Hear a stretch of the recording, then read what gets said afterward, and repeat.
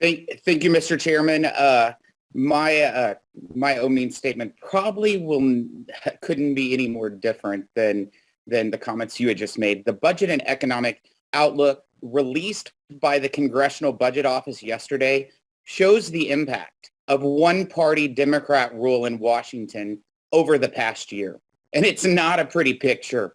In short, America's fiscal health is getting worse. And when we compare it to CBO's February 2021 baseline, you can see just how much the nation's budgetary and economic outlook has deteriorated since President Biden and the one-party Democrat rule has taken over. First, let's look at the data. When President Biden entered office, CBO predicted the government would spend $61 trillion over the next 10 years. Now they say it will be $72 trillion. When Biden entered office, CBO predicted the government would run up just over $12 trillion in deficits over the next 10 years. Now they say it will be close to $16 trillion. When Biden entered office, CBO predicted the government would spend $4.6 trillion on interest payments over the next 10 years. Now they say it will be over $8 trillion. When Biden entered office, CBO predicted the average interest rate to be 2.5% over the next 10 years. Now they say it will be 3.5%.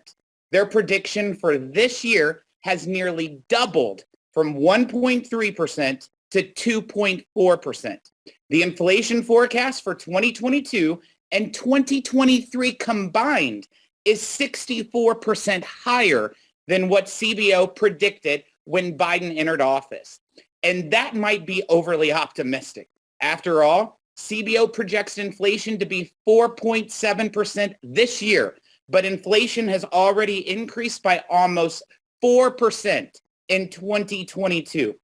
Also perhaps overly optimistic, CBO's economic growth predictions, real GDP growth is projected to be 3.1% this year, but GDP declined by 1.4% in the first quarter of 2022.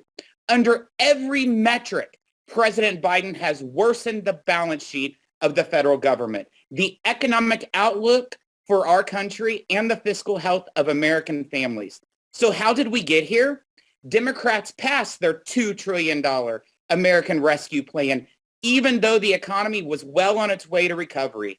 Democrats promised it would create 4 million jobs. Instead, job creation was smaller in 2021 than CBO had projected it would be before the passage of the $2 trillion plan. When it did create was the highest inflation in 40 years, while spending federal tax dollars on such things as $17 million on a golf course in Florida, $4 million to build beach parking lots in South Carolina, $2 million to plant trees in New York, and $400 billion to pay people to stay at home and not go to work. And yet things could have been even worse. The Washington Democrats' Build Back Broke agenda would have added $5 trillion in new spending and $3 trillion in new debt, according to CBO. There's a silver lining in the CBO baseline, though. Thanks to the Republicans' passed Tax Cut and Jobs Act, the tax burden on families and job creators fell while federal revenues have grown. This year, revenue from corporations and individual taxpayers is up, far exceeding what CBO projected the federal government would collect. Revenues have surged 39% over last year, and collections are on pace to be the largest share of GDP in American history. As a matter of fact, if current forecasts hold, revenues could very well end up being more than $1.5 trillion above what CBO predicted they would be for 2022 after passage of the Tax Cut and Jobs Act.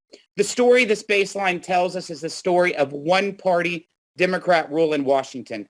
After 1 year, we have trillions more in spending, an explosion of new debt, record inflation, a supply chain crisis, and the highest gas prices ever recorded. And now a baby formula shortage? This is the legacy of President Biden's first year in office. I yield back, Mr. Chairman.